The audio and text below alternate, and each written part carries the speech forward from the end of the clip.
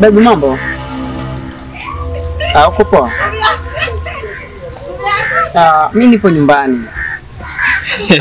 Baby. Ni Helekes. Mimi nipo nyumbani nimelala. Nisikilize nikwambie, huyo jamaa hayupo nyumbani, anakudanganya, mimi nipo naye.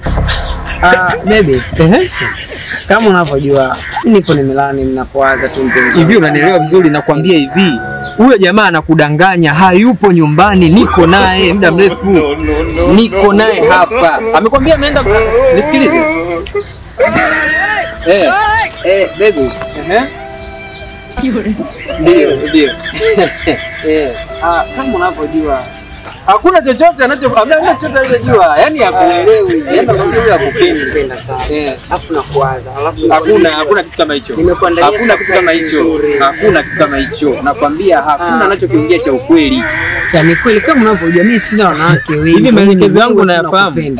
Huyo nimeshakwambia ni mtu wa wanawake wengi. Yaani anapokuongea vitu vyote ni vya uongo na hapa anakudanganya nipo naye. Amekwambia amelala ni muongo. Okay.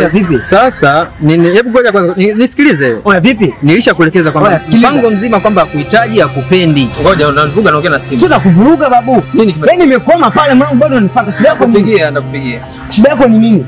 Yaani maana shida yako ni nini? Nikwambie kwamba bro nakuheshimu ujue hapa tujuani.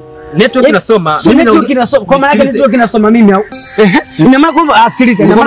Mimi naongea na mpenzi wangu, afu wewe unakuja unanifuata. Afu nimekupisha unanifuata. Hivi kichwa chako inakuwa inafanya kazi kwa sababu mbavu. Kwa maana mimi naongea kitu cha msingi. Kwa maana mimi ninachoongea sio cha msingi. Yaani maana bado unikosea afu nikolomea. Unanivunjia heshima.